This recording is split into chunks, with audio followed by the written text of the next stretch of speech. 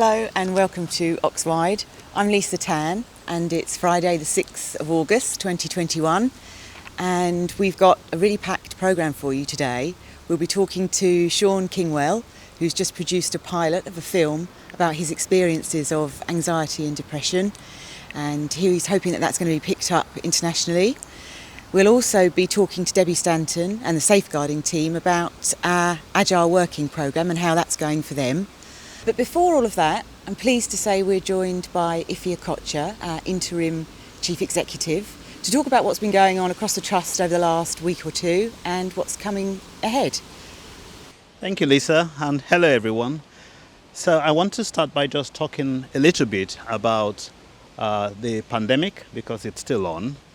And I'm pleased to say that across England we're seeing a slowing down of the case rate. In other words, a slowing down of the number of positive cases, and I think that that's good.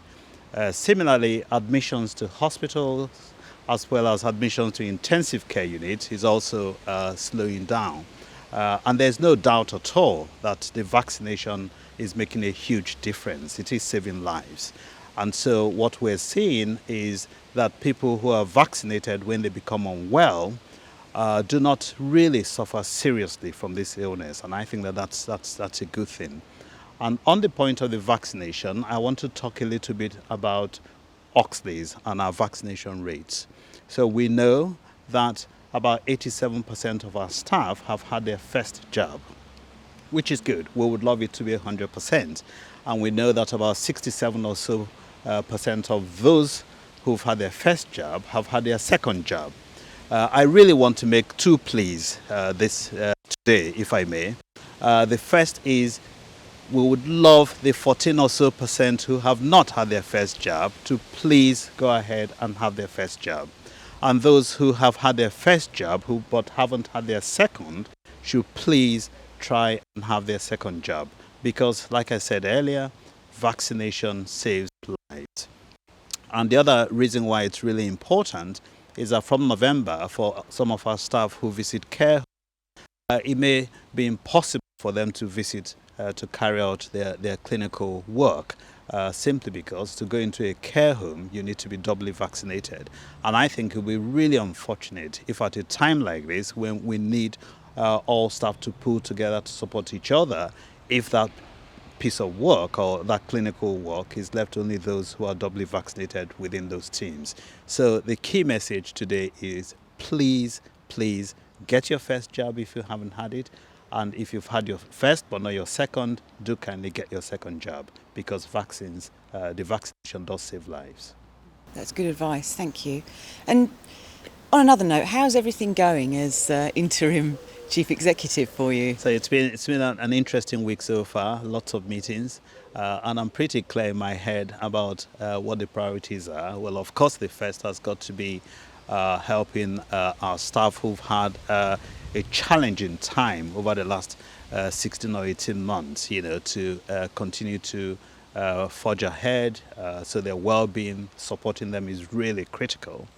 The second, of course, is for me to get my head around the ICS, and I have had a number of really interesting meetings because this is a new way that the NHS is going to work. In some places it sounded a bit foreign to me, but I think I am getting to grips with it, spending a lot of time reading, talking and meeting people. And then I think going forward, our strategy. We've got a fantastic strategy. And seeing our values in action is also the other key thing. And above all, for me, it's the fact that we've got fantastic staff who are dedicated right across the board, including the exec. And that does fill me with a great deal of confidence that going forward we will continue to deliver high quality care in the organisation. Thanks very much, and thanks for making the time to join us. Thank you. Thank you. Now, the message for all staff in the NHS is that we must keep testing and continue to protect ourselves, patients, families. And lots of people have been doing this really, really well. And now that the way we obtain our self-testing lateral flow kits have previously been supplied by Oxleys, it's now changing. So we're joined by Jane and Ellen. We caught up with them to find out more about those changes. Oh, hi Ellen. We all know lateral flow testing, really important. How's it going? Well, we've been doing it for over 8 months now, and we've identified about 250 staff that we may not have been aware of previously that have had COVID. So I think it's really important that we continue to test. There's some changes afoot? Yes, there are changes. Staff will be familiar with the 25 tests that we've been given out from the Trust. However, with the expansion of public testing, school children, for example, what NHS England have asked is that staff now start asking for their own kits via the .gov website. Okay, how do they go about doing that then? Basically, if you go online to the .gov website, record that you're a healthcare worker, note that you're from Oxley's, and they will arrive in the post. That's brilliant, thank you. And do you know when people need to start ordering them? Well, we've got some stocks left across the Trust that we'd like to use up, and once they're done and dusted, we can then start ordering their own. Thank you, that's really good, and it's really good to hear that people are still testing. Really important people carry on testing, and really important that they put the results onto PathEK still. Yep, we're asking for the time being that staff continue to report via the PathEKS system.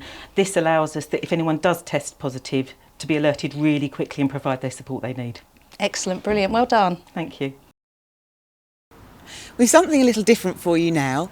A few weeks ago we were approached by the partner of one of our nurses who's written about his life story and experiences with depression and anxiety, and he's made that into a short pilot which has been gathering interest nationally with production companies. I caught up with Sean Kingwell, the writer, earlier this week, and we spoke to him about his experiences of making the film.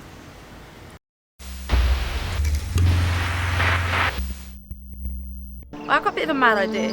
What's that? Should we take that out in the alley? What, a scooter? All right, Bev. I've been waiting to hear something. Is he okay? No, he's not. Darling, are you sitting down? I need to know what he's like now. You know what he's like. No, I don't. I never wanted to know. I know he's in a wheelchair, but that's it. I haven't as much. I swear. He needs you now. This isn't about you, Shane. This is about Oliver, and you've got to get your act together and go and see him. Shane!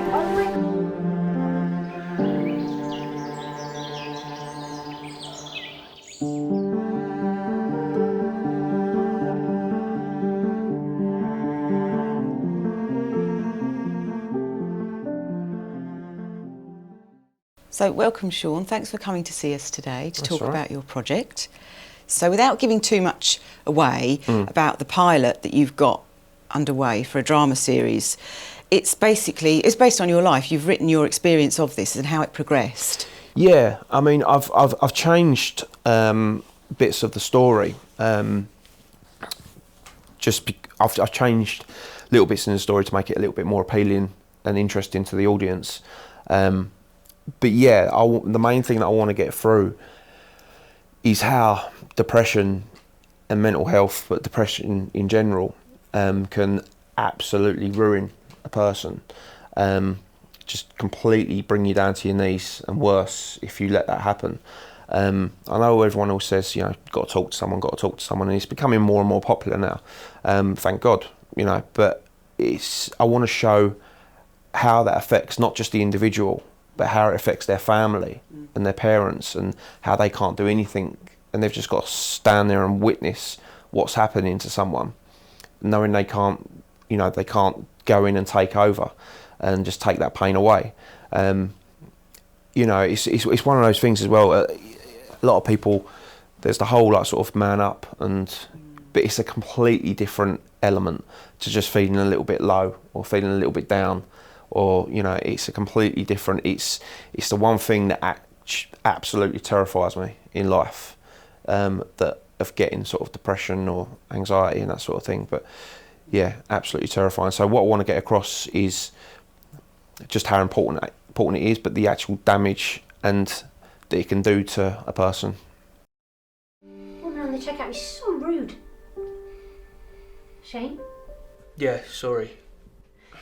Anyway, I got ham and eggs, so do you fancy ham, egg and chips? No, I'm alright, thanks. Have you eaten today? I haven't seen you have breakfast or lunch. No, but I'm fine. You had a row with Louise? What?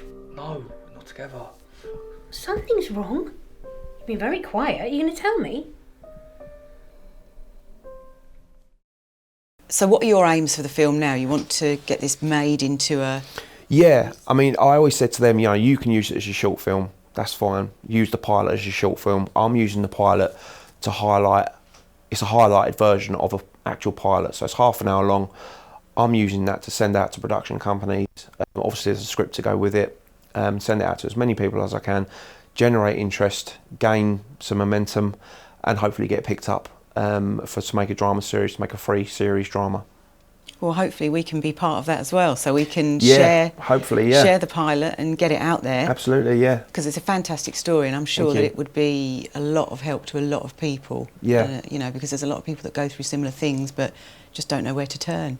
No, that's it. I mean, one of the important things people always say is talk to someone. Make sure you talk to people. You got to talk to the right people, because if you're talking to someone who's never experienced it, never gone through it, and you say, look, I'm really struggling, they're like, all right. Okay, what's wrong then? And you say, well, this, that, and the other, and they're like, well, just don't snap out of it. You know, just go and do something else. It's not as easy as that. You have to talk to someone who's been through that and experienced that kind of low to pull you out of that. You know, I mean, honest to God, if, for example, I hadn't at the age of 18 gone and seen someone or spoke to my family about it and actually gone to the doctors, I wouldn't be sitting here now. I'd have killed myself a long, long ago. Purely because of how evil this devil inside your head is. Yeah, there's no way I'd have been able to crack on and do what I've done.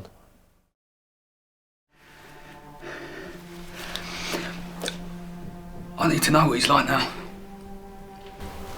You know what he's like? No, I don't. I never wanted to know. I know he's in a wheelchair, but that's it, yeah? He's different now.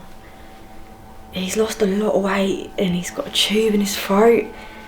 But look, he's still the same Oliver he's always been. Okay, I'll just shake his hand and have a quick chat because people want to talk to him. You're not going to be able to shake his hand. Shane, he can't move his hands. He can move his eyes and his mouth, but that's about it. I didn't know that. So when you were writing the film, the character who is Shane, he's playing you. So what did you have to do to prepare him to be able to play you? Well, the first time I spoke to him on the phone, I knew that I wanted him. He had that right look of how I used to look, and he had the right sort of attitude and the sort of the cockiness that I wanted, because it's very important he's cocky at the beginning, because that's how I used to be. I used to be quite cocky and arrogant, and I want the audience to be able to see that change in him, going from cocky, arrogant but lovable to just a complete shell of who he was.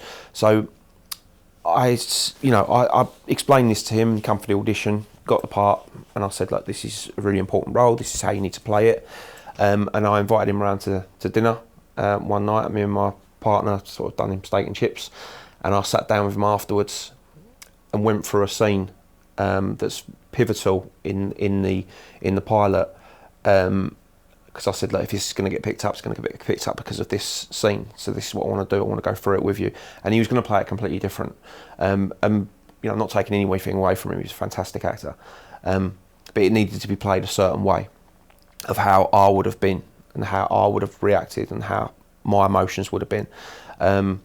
So yeah, I went through it with him, done a bit of coaching with him. I've sort of rung him several times throughout the production just to say, I'll do this, remember to do this. Even there's a scene when he's on the phone. And he was like dead silent, but his face expression was different. And I just went like that, waved from behind the camera. His eyes looked at me, and I just like went, because I wanted his mouth to be open at that point, and he just like went and carried on. But just things like that, I was always on hand for all the actors because the director obviously directed the pilot and done a fantastic job. It's a really good team around us. But because it's me and it's my story and it's sort of people I know, I wanted it done a certain way. So I was always made sure that I was on hand to talk to the actors and how I wanted certain things to be done. What are the next steps? So what's happening with the pilot next?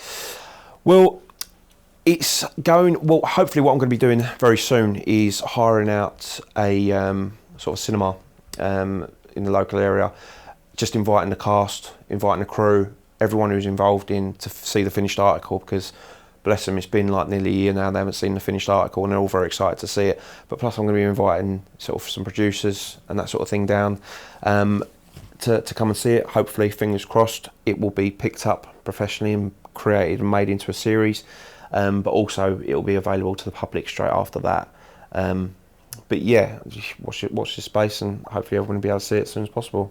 But for our staff here at Oxley's, we get a special sneak preview on our Yeah, intranet. you can have a little look at it. I'll let you lot have a little look at it, that's fine. Lovely, thanks very much. No problem at all. So thank you again to Sean. We'll have an extended version of the interview, which includes more about his own experiences, sometime next week. So please look out on our usual channels for that. And we'll also have a preview of the film just for Oxley staff to watch on the intranet. That's coming soon too. So finally, Agile Working. It's a bit of a hot topic at Oxley's at the moment, and it's much more than just working from home or working remotely. It can mean lots of different things to different people and different teams. So we caught up with Debbie Stanton and the safeguarding team, find out a bit more about it and what their experiences are of it so far. Hi everyone, I'm glad you can join us to talk about Agile Working today and your experiences. I think just before we start, I'd just like to sort of point out that we really haven't been working in an Agile way for the past, 15, 16 months during the pandemic. We've actually been working from home simply because that's what the government advised us to do to keep us and the NHS safe. So where possible, that's what we've been doing. Agile Working going forward for the Trust is going to be much wider than that. We're going to be thinking about working at basically anywhere we can do our jobs other than our Oxley site and the desk that we've traditionally thought of where we work. So it is much broader, but of course our experience of Agile Working probably predominantly at the moment does focus on the home working and being at home. So just really interested to talk about people's experiences of what's happened so far. So I suppose I'll get started. I've put a few things down that are very positive, and then as I was reflecting on that, I thought about some of the challenges. So for me, if I just say, well, the main positives for me has been able to get teams together. So you could have different teams across the borough that wouldn't normally meet. You could easily get them within one meeting, and it's really helped us focus on the child. So for example, you could have speech and language therapists, OT and CAMS, all within one meeting, and actually arrange it quite quickly. So that's been a real benefit. From our perspective, I think we started working from home due to COVID, but we actually had to come to office to make sure that the service is covered. So we have between the team members, we have done a flexible arrangement around who works from home, who works from office, taking into account everybody's needs, the needs of the team, the needs of the service, as well as flexible arrangements that people may have, and so on and so forth. So for us, it's been a bit of a learning curve. And I think we all have benefited from working from home. We've all had something to enjoy about that, but we've always found it really useful to come into office as well. So we've had that benefit. In our team, we have been very, very lucky to have the IT equipment, and even if we have had glitches with our IT, we have been very lucky. So overall, as a team, I think we have really utilised the best of working from home and starting to really turn towards the proper agile working, I would say now. And I think, thank you. I think what's interesting is just that I think that, say, where we have been, a lot of people have mistakenly thought that it means you have to work at home, but actually you'll always have that. There will be room for people to come in and work at the office, and that won't be taken away from people. So it's important that we recognise that it does mean coming into the office too, as and when it's appropriate. That's right. And actually, Andy and some of my other team members have taken this to the next step forward, where actually we are doing much more of the agile working, where we are visiting teams in different sites and going out to see people using the technology we have, MS Teams, our laptops and everything. So I think we are slowly moving towards the true agile working as we are hoping for, I think, to do in the future. Andy, what would you say?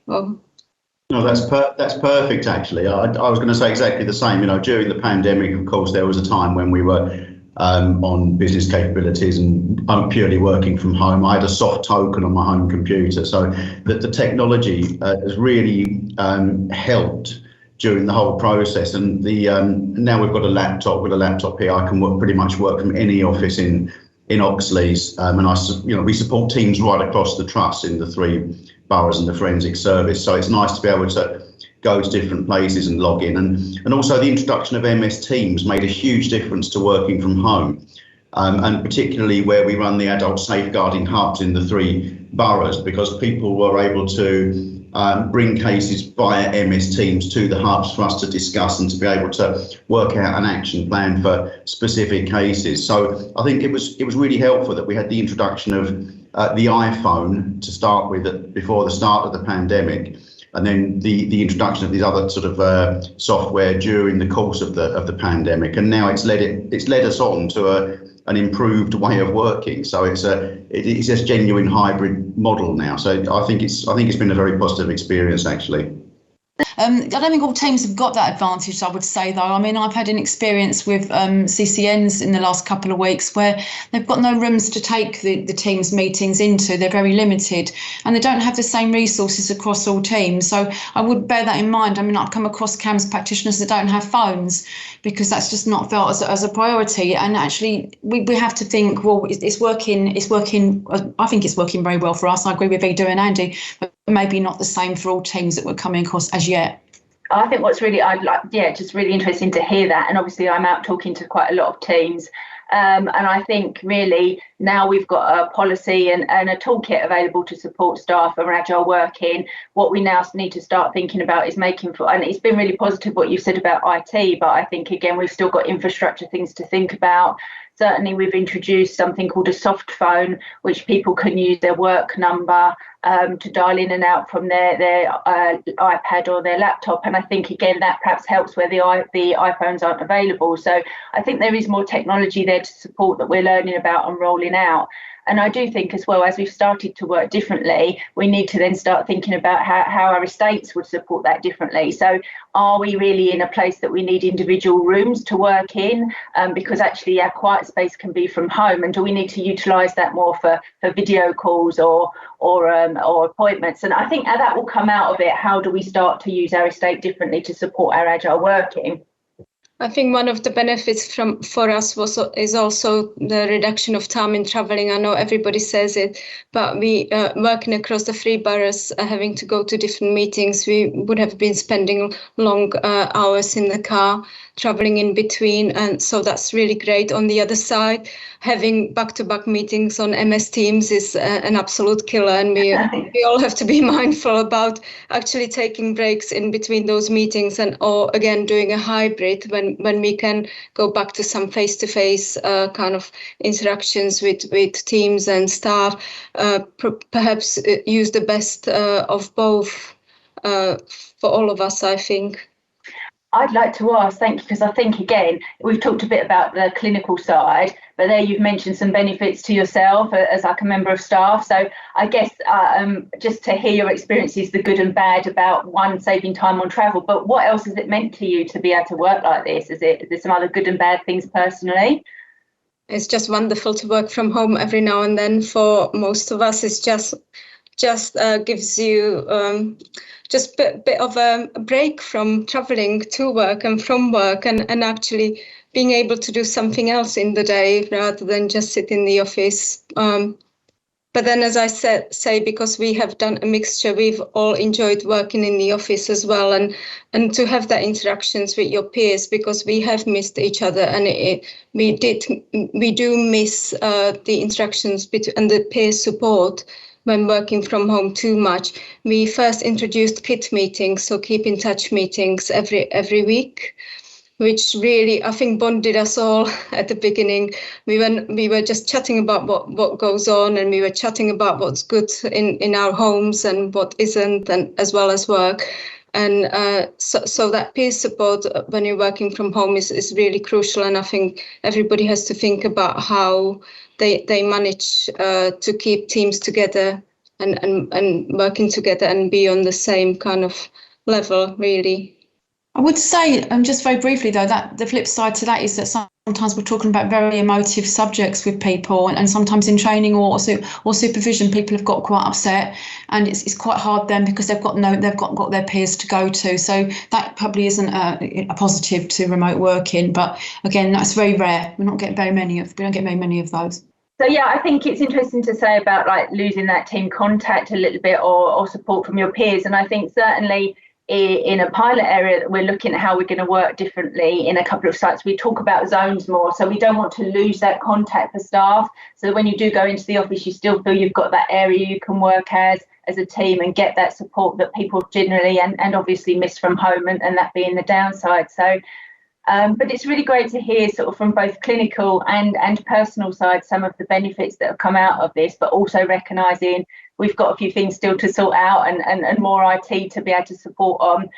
We've got a way to go, but generally I think we're heading in the right direction with Agile Working. So thank you very much for talking to us. So thank you to Debbie and the safeguarding team for their insights and advice on Agile Working, which is due to launch here on Monday. So Ify, what sort of closing comments have you got for that? Well, fantastic film there. Agile Working, definitely the way to go. It certainly is one of our building blocks in our strategy that I touched on earlier. And it's something that I'm really, really very excited about. And I cannot wait for us to fully embed this across the organization. So it's really great to see how that team are using it or adopting it. So that's all we've got time for this week. Thank you for joining us. If you have stories you'd like us to cover, please drop us a line on the address on the screen now. But for this week, from Ify and I, goodbye. Goodbye.